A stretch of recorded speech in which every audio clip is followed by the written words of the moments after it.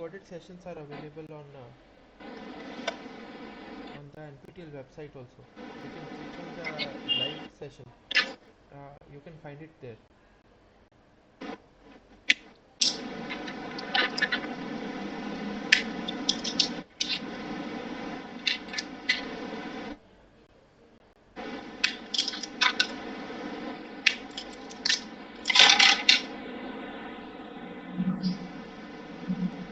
Let's start with the session for problems, analysis and design principles of microwave. This is for the week 8.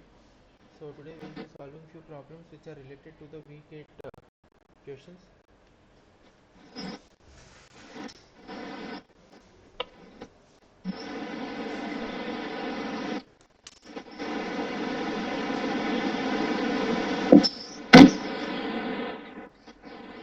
So we'll start with question number 1.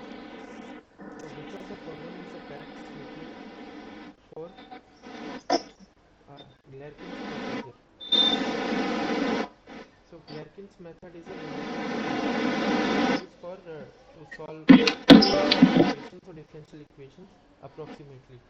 So what happens in Glerkin's method, function is equal to basis function. Just a second.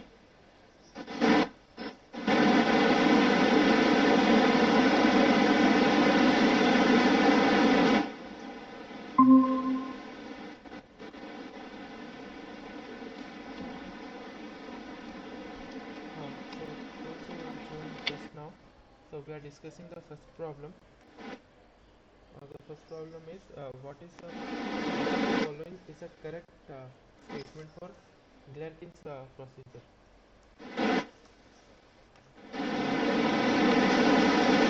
Regarding to my voice or anything is just let me know. It's audible, sir. Thank you.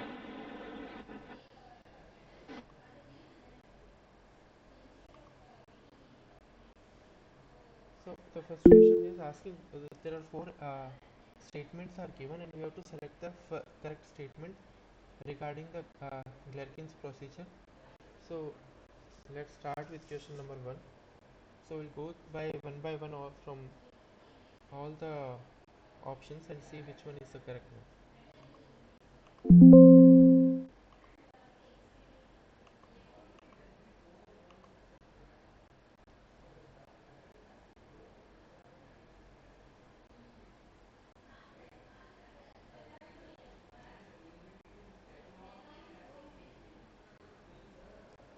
So now we are solving.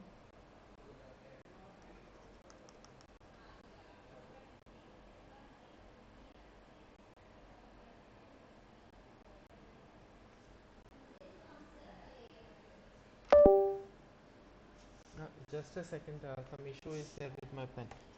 Just a second, sorry for the delay.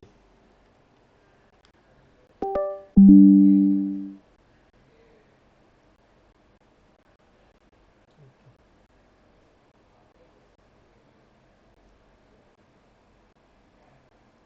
So we are solving question number 1. So I will go through the question again. Which of the following is the correct statement for Glerkin's procedure? That means only a single option is correct here, so we have to select the correct statement regarding Glerkin's procedure. So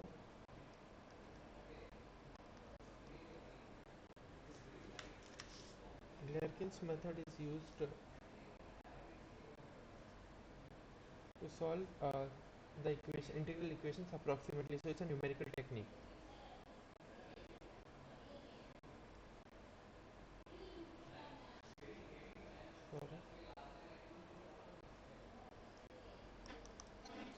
Function equals to basis function. PC, so I'm using a this thing is happening.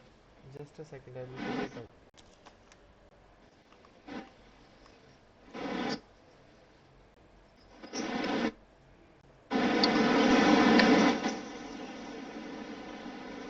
Now it's fine. So Glerkin's method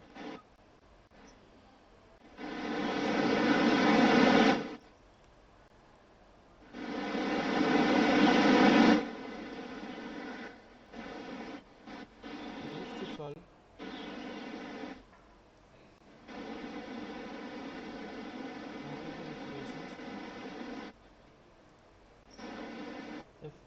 some equation is very complex to solve. So instead of solving the whole integral, there are these numerical techniques which exist which can make the solution simpler. Still the solution will be an approximation of the integral. So the Clarkin's method is a numerical technique used to solve integral equations and differential equations.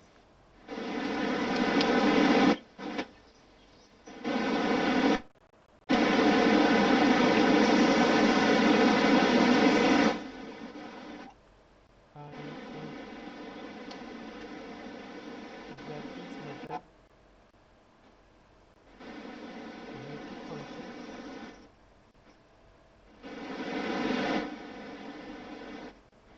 is equal to basis function, which is omega A plus Ga. In the given options, one statement is given as weighted function is equal to the basis function, that is omega n is Ga plus Ga. D is the correct option, because option A it says basis function and weighted function both are sinusoidal. No, it's not true. We have seen in the lecture before, and weighted function is sinusoidal. Weighted function is delta function, not necessarily always. So the only correct option here is option D, weighted function is equal to the basis function. Now we will move to question number 2. So here giving the exam, be careful like to read the whole question, because if you see which of the following statement is incorrect. So and the first question was which of the following statement is correct. So in question 2 there are 4 statements. Out of these 4, 3 is correct and 1 is not. So we will select the incorrect one. Option A, the basis function can be a domain or an entire domain. So we will go through the option B is dipole integral. Pocklington's integral is a more generalized formulation compared to Helen's formulation. Basis function are always linearly independent. Option D, method of weighted residual along with inner product leads to a vanishing residual at every point on the surface.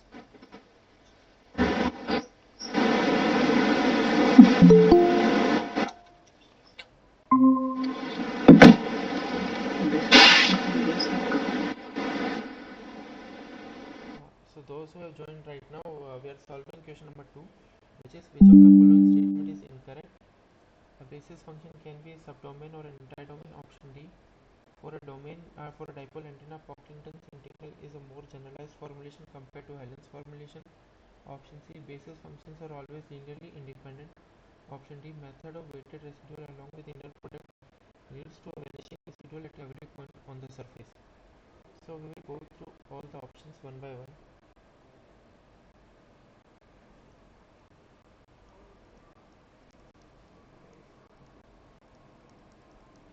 So option A is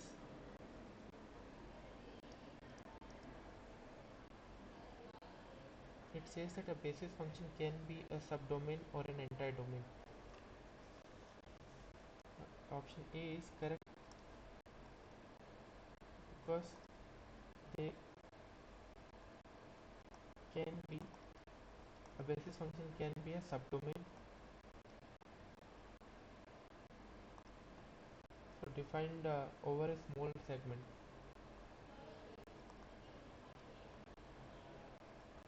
Over a small segment, like example can be a triangular basis.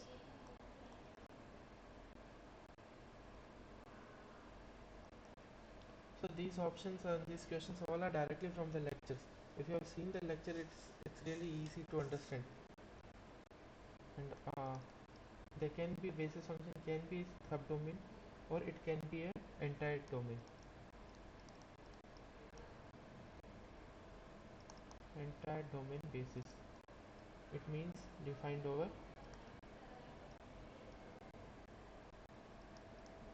the entire structure.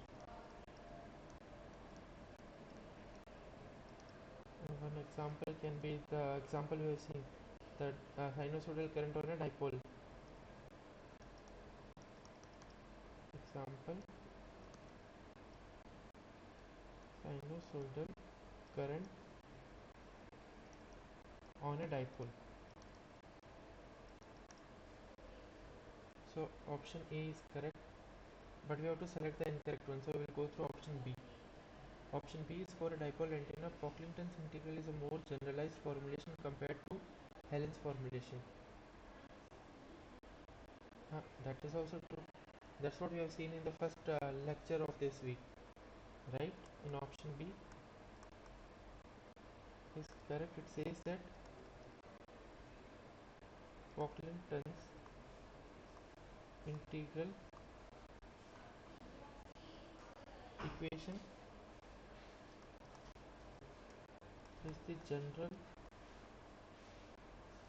formulation of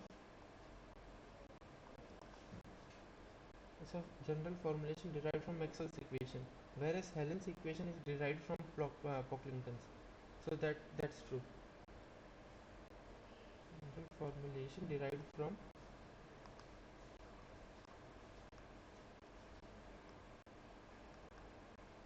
Maxwell's equation,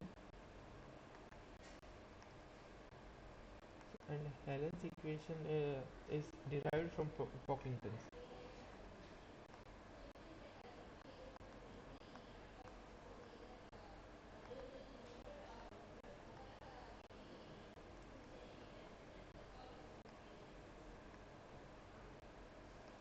Derived from Pocklington's. And option B is correct. And option C says that basis functions are always linearly independent. That is also true.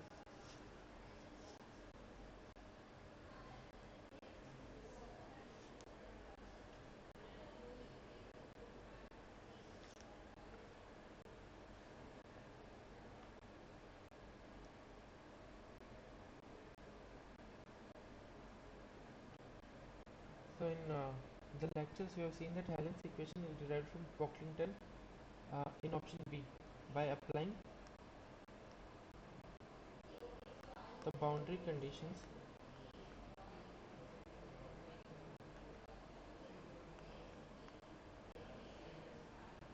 on the dipole surface.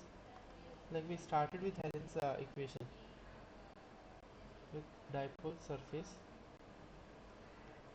and assuming a thin wire.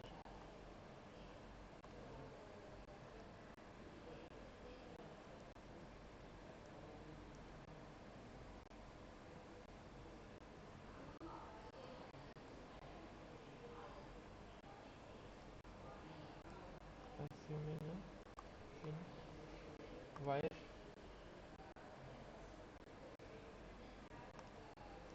So Helen's equation is a special case of Pocklington's, and option C says that basis functions are always linearly independent. Is also correct because linear independence of basis function is required for a unique solution.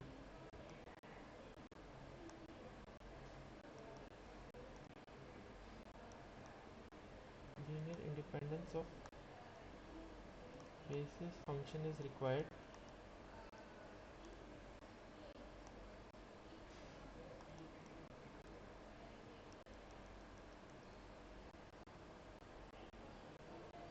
for a unique solution.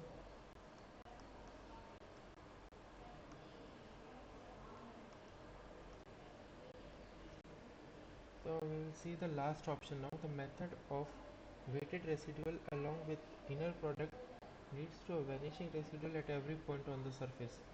So option D is incorrect because in method of weighted residuals,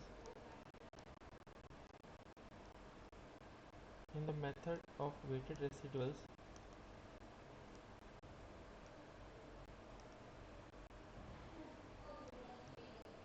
the residual does not vanish at every point.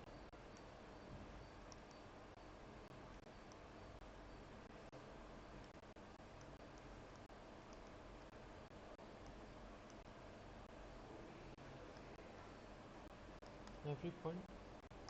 Instead, the weighted average of the residual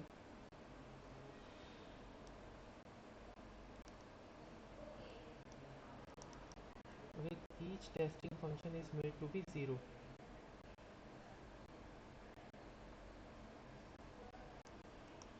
With each testing function is made to be 0. So the correct the option which is incorrect is option D. I hope this is clear. Now we'll move on to question number 3. Consider the equation minus d square f by dx square. So double integral of a function is given as double differentiation of a function f is given as 1 plus 4x square, where the boundary conditions are given as f of 0 and f of 1 is 0 for x lies between 0 to 1. Now to solve the above differential equation using method of movement, which of the following basis and testing functions cannot be used? So here four different basis and testing functions are given, and out of which we have to select which one cannot be used for solving this differential equation.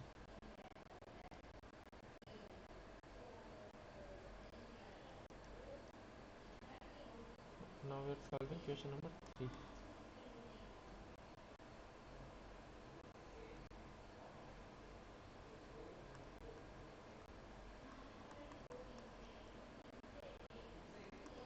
The double differentiation of a triangular basis function gives, if we take a triangular basis function, the double differentiation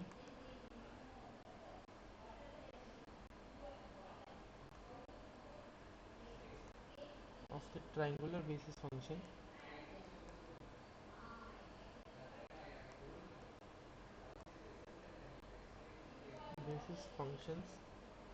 gives, okay, let's say for I'm taking L as minus double integral with respect to x, so I can write this L which is minus dx by same as writing dx by dx square for the triangular function t. So I'm writing this as Lt of x minus xn, which is a t of x minus xn is a triangular function. This double differentiation will give us 1 by delta minus dou, now minus capital delta into x minus xn minus 1. This delta is a delta function, plus 2 times of delta x minus xn minus delta x minus xn plus 1, where this delta is the distance between 2 points. Example, we can say it is the distance between xn and the next point after xn, which is xn plus 1. So this result is inconsistent and discontinuous.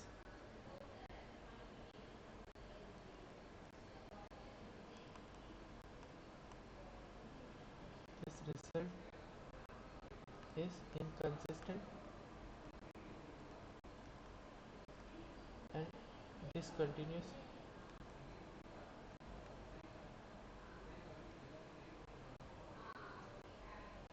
So this results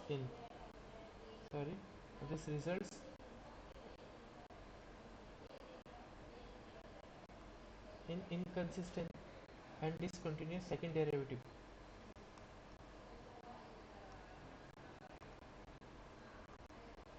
as the basis function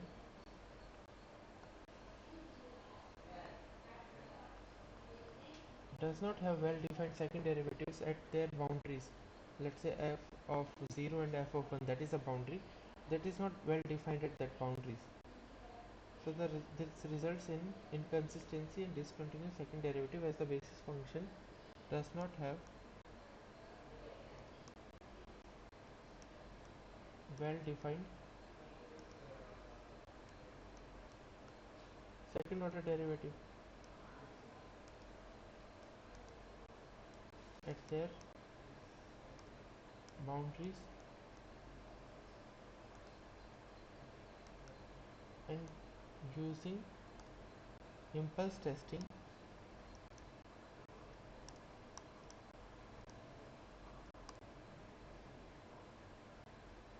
or can say point matching technique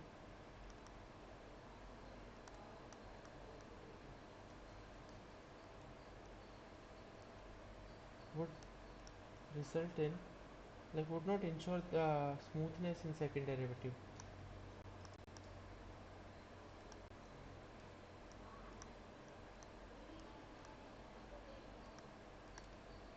Smoothness in second derivative. So now we will see which of the option are using triangular basis and impulse testing. So if we see option B is incorrect, like option B will cannot be used. So we cannot use a triangular function and then use an impulse function for testing. Now we will move on to question number 4. Now consider a uniform planar array in xy plane with 3 elements along the z direction and 5 elements along the x direction. If we say, it is saying that, let's say this is our xz plane. So here arrays antennas are there. So 3 antennas are along z direction and 5 antennas are something on, so like this along x direction, and the spacing between the adjacent element, so like this, the adjacent element, let's say this is antenna 1 2, so the distance between them is 0.2 times of lambda naught. Now we have to determine the null to null beam width and the directivity for this given array configuration.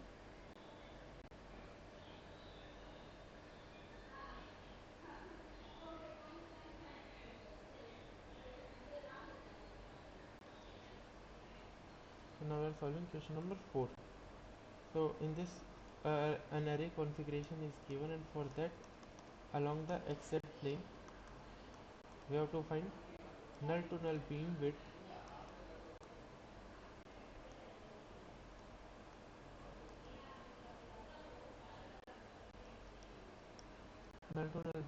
w xy is given by 2 lambda naught divided by n plus 1 into d. So I am not deriving the formula here, I am just directly using it. It's given in the lectures, the derivation of the formula. So 2 times of lambda naught divided by n plus 1 into d. So along the x we know 5 elements are there. So 5 plus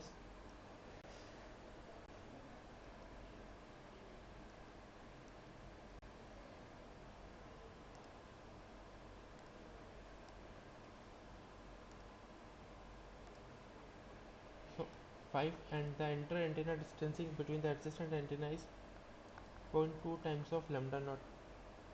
So when we solve this we will get null to null beam width as 2 degrees along xy, and null to null beam width along yz is given by 2 times of lambda naught divided by m plus 1 into d. So m plus 1 is 3 here, is 2 lambda naught. 3 elements are along the z axis. 3 into d is same 0.2 lambda naught, and when we solve this we will get 3.33 degrees, and the directivity is given by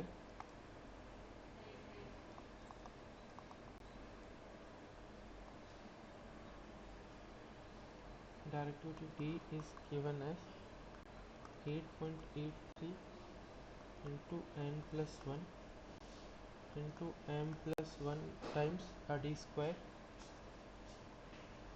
divided by lambda naught square.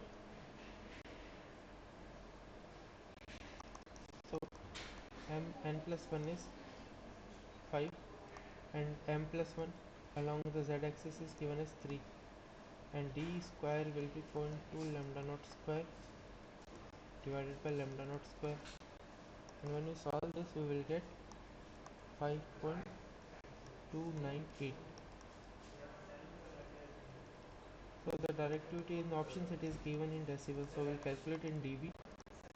10 log 10 of 5.298, and when we solve this we will get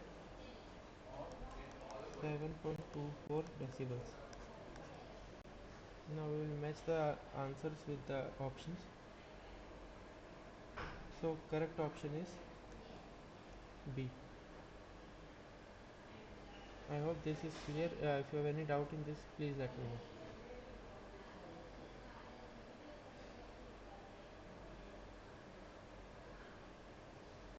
Okay, now we will move on to question number 5.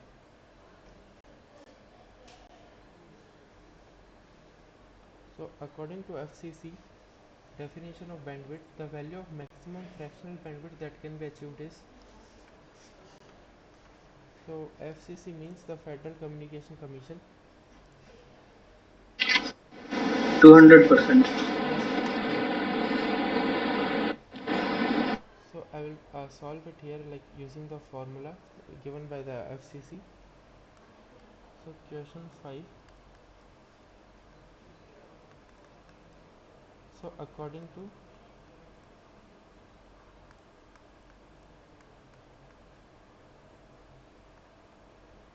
Federal Communication Commission,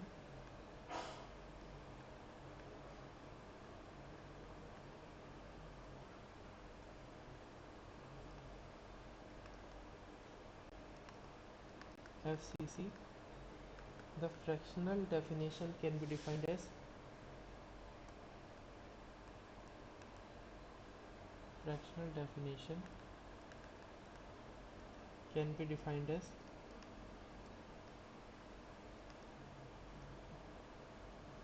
bandwidth is equals to 2 times of fh minus fl divided by fh plus fl, where fh is upper frequency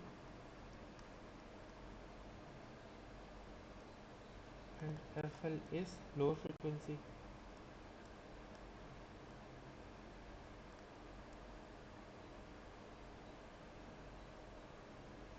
Now the maximum bandwidth is possible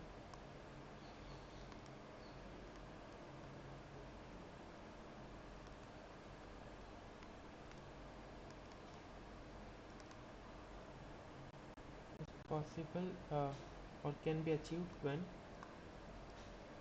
the lower frequency is 0. So the maximum value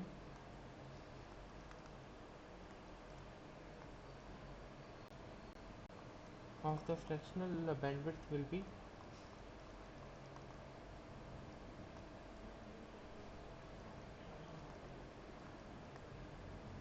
will be 2, let's say, because then fl has to be 0, right? This is the maximum possible frequency in case when bandwidth can be maximum when fl is 0.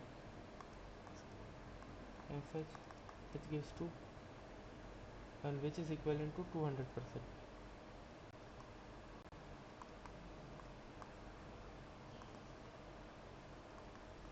equivalent to 200%. So if we match with the given options, so option D is correct. Okay, now we will move on to question number 6.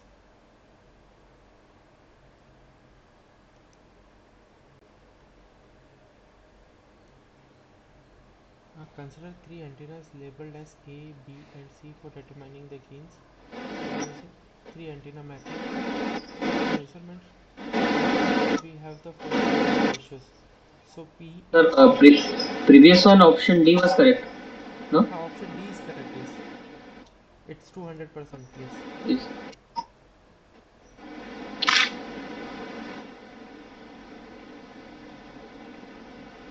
Option D is correct. In option 6, Question 6. Consider three antennas labeled as A, B, and C for determining the gains by using three antenna methods. From the measurement procedure, derive the following power ratios: PAR by PBT, where PAR means the received power by A, antenna number A, and PBT is the power transmitted by antenna B, is 10 to the power minus 2. PAR by PBT is 10 to the power minus 3, and PR is also given. The measurement is performed as the radial distance of performed at a radial distance of 1.2 km and at a frequency 3 GHz. Now we have to find the gains of all these three antenna A, B, and C. If the power ratios are given for the transmitting and receiving antenna,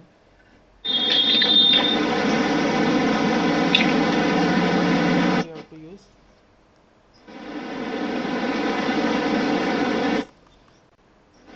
three antenna model. PBT is 10 to the power minus 2 by PCT is 10 to the power minus 3 and PAR is 10 to the power minus 4.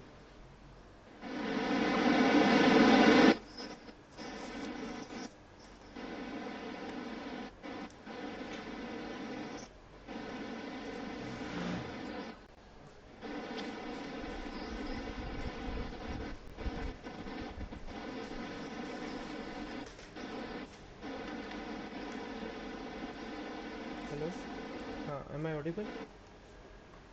Yes, sir.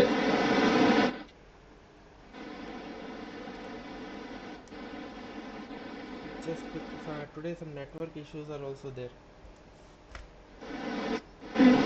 The problem it is given is the power ratios for antenna A in the transmitting case, antenna C as transmitting and receiving case, and the operating frequency is given as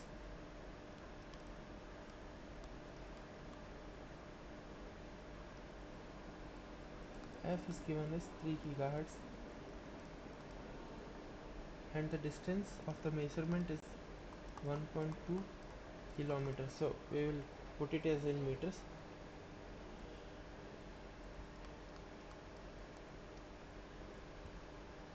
Now we will use Friis transmission equation.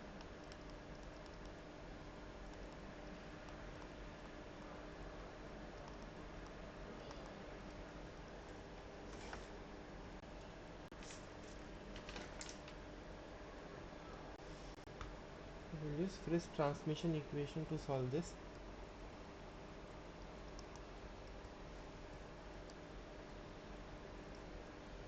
Where PR by PT, the Friis equation, Friis transmission equation is given by PR by PT is equals to gain of the product of gain of transmitting antenna and gain of receiving antenna into lambda by 4 pi r whole square. But in the problem, PR by PT is given, but gain GT and GR is not given.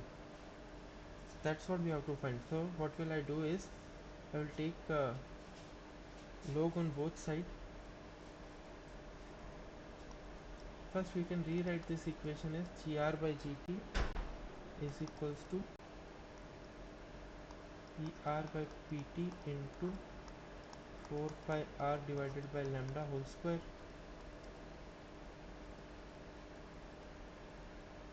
And now I will take log on both sides.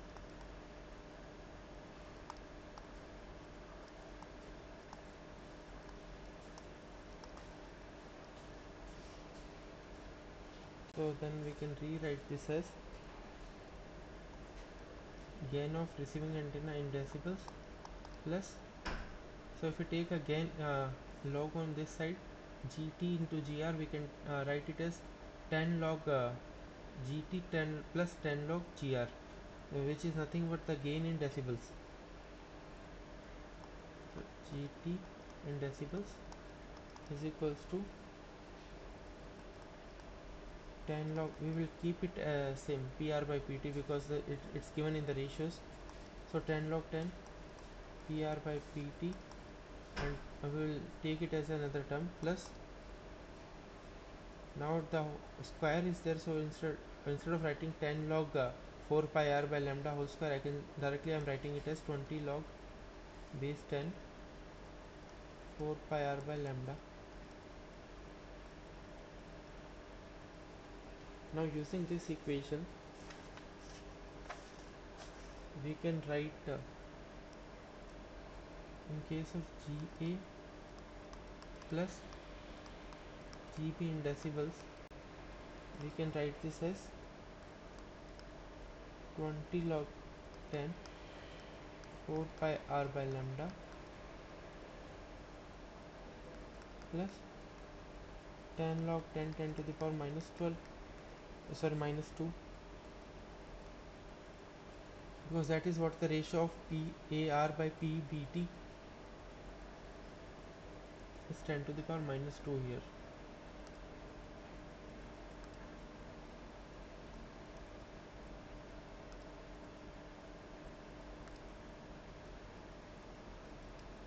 To the power minus 2, and when we solve this, what we will get is, because we know 4 pi r is given as 1200 and lambda is, we can calculate for the given frequency, which turns out to be 0.1 plus 10 log 10 10 to the power minus 2, and when we solve this we will get 83.57 decibels. We will take it as equation 1. Similarly we can write similar equation for GA and GC, like for the gain of antenna A and gain of antenna C.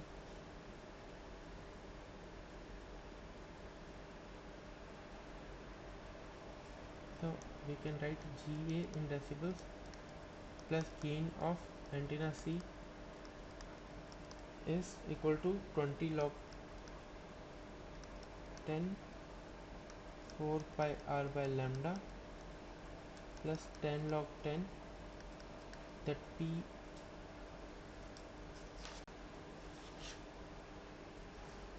PAR by PCT is given as 10 to the power minus 3.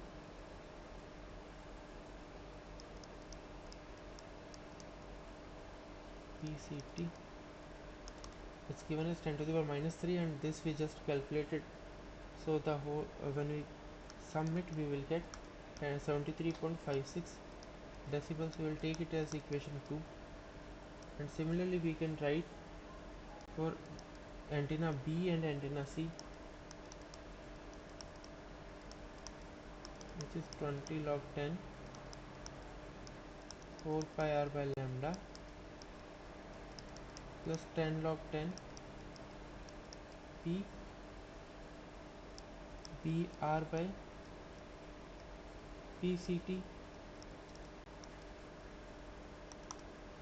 and when we sum it we will get 10 PBR by PCT is given as 10 to the power minus 4, so when we calculate we will get 63.57 decibels.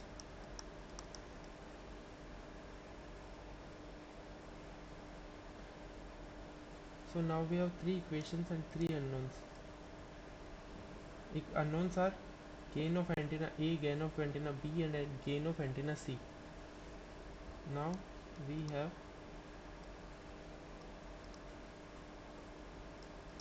3 equations and 3 unknowns.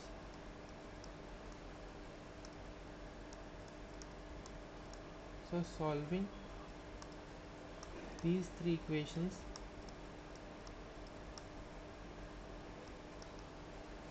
we get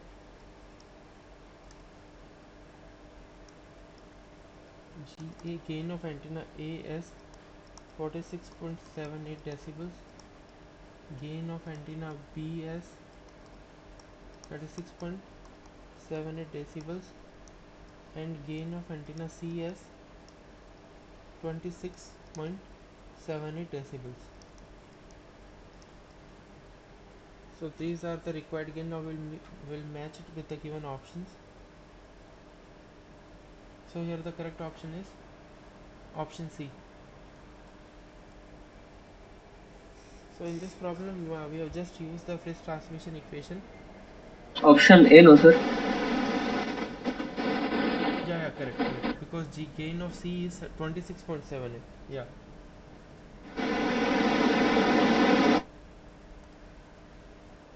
So option A is correct. I hope this question is clear. If you have any doubt in this, please let me know. Okay, if it is clear, then we will move on to question number 7. While performing array synthesis using Skelnoff polynomial method, the minimum spacing between two elements such that the visible region encompasses the entire circle is.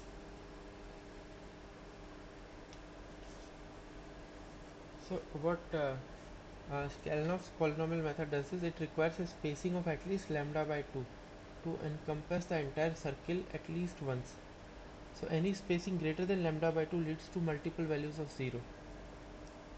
So if you match with the correct option, so the range which is above lambda by 2 or lambda by 2, least is lambda by 2 and above lambda by 2 is option C only.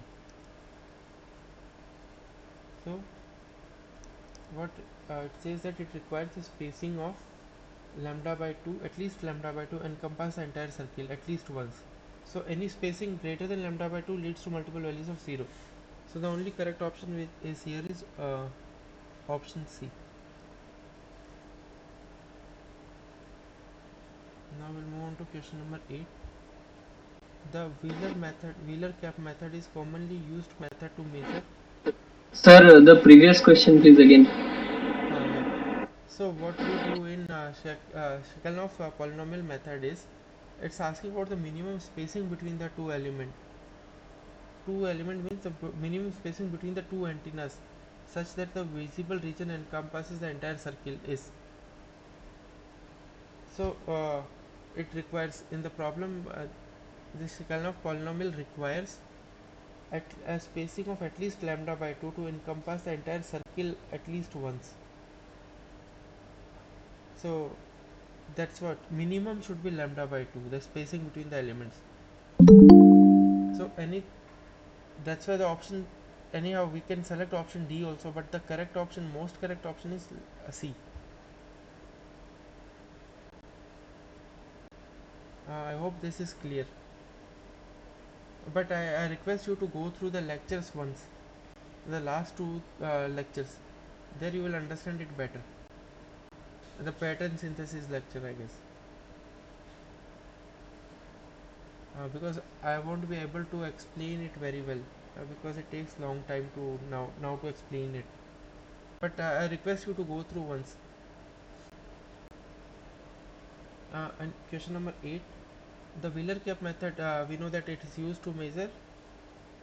The Wheeler cap method is a popular method to determine the radiation efficiency of an antenna. So the appropriate option or the correct option is A, the radiation efficiency of an antenna. And question number 9, which of the following are types of basis function? Okay, in the question I guess 2 also we have seen that the basis functions, the basis functions can be of two different types, two types.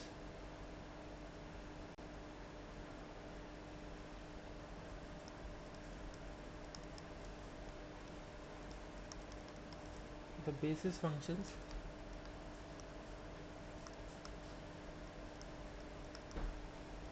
are of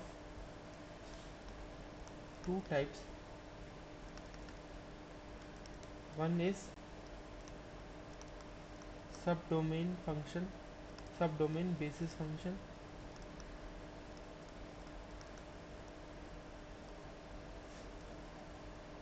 Subdomain basis function means like for a particular region, but here the computational complexity is more.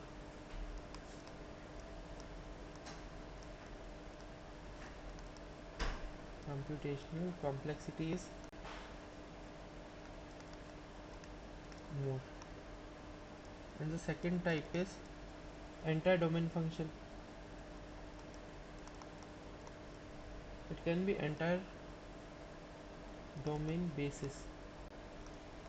What it reduces the and it reduces the computational complexity.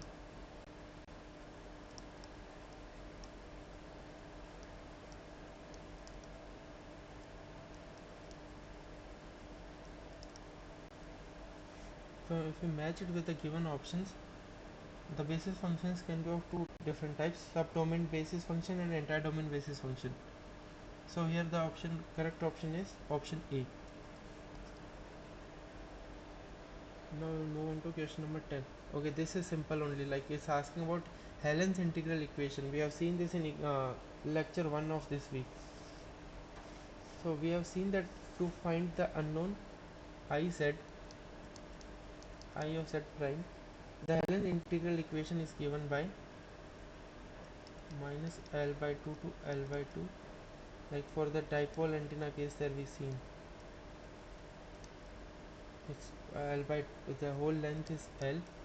So minus L by 2 to plus L by 2 is the integral limit for I of z prime e to the power minus j k r by 4 into dz prime is minus j eta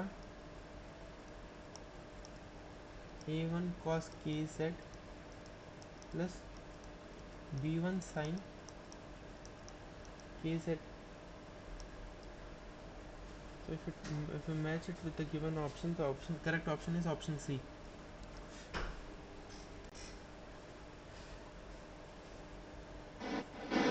Sir, both the etas, don't they cancel each other? I think J this by eta, eta eta. is n here, I guess. So they have printed it in the options. So the eta Yes, is sir. only n. And Yeah.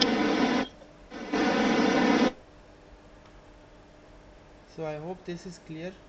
If you have any doubt also you can so today will be the last lecture, last session for problem solving session, but if you have any doubt you can email me.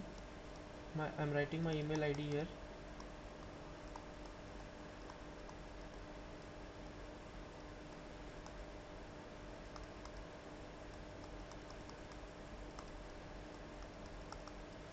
ed22d009 at the rate smail.iitm.ac.in. So you can send me one email with the question that you are facing any issues. I will surely reply it back. And I will suggest to go through the assignment problems once, at least for all the week current assignment lecture that assignments. Try to solve them. It will help you out in solving the exam problems, because the exam problems will be going to be pretty similar to the uh, this weekly assignment problems. So I also have given the exams, and I'm just telling you with my perspective, like my experience, what I have seen. So I'm nowhere officially related to the assignment questions. So whatever the problems are going to be, I don't have anything to say, but they are going to be pretty similar. That's what I can say. So yeah, sir. thank you for joining. If you have any doubt, you just send me one email and I will surely reply back. Thank you, sir. Thanks for joining. Sir, hello. Yes, yeah, please. Sir, in week 4, I am answering one question in overall length of the array, sir. And I am solving the array is the 24.5 lambda naught is my answer, sir. For the current week, like the assignment problem which is given in the exam that NPTEL portal you are talking about, or the solutions questions that we have solved here? Okay, sir. No, please, like I don't understand. You are talking about the problems we are solving right now. No, sir, not this Uh, problem, sir. In assignment 4. oh, the assignment for which is given in the exam. Sorry, that portal, NPTEL website. Yes, sir. Okay. NPTEL website, Yeah, they are yeah, yeah. giving Okay, the okay. For that, I will suggest either I will reply to you, or I will suggest you can ask the course TA in the course Google create. group. In the NPTEL website, there is a Google group. Okay, sir. and that will be a proper channel to ask. If they don't reply, I will reply there also. I can reply.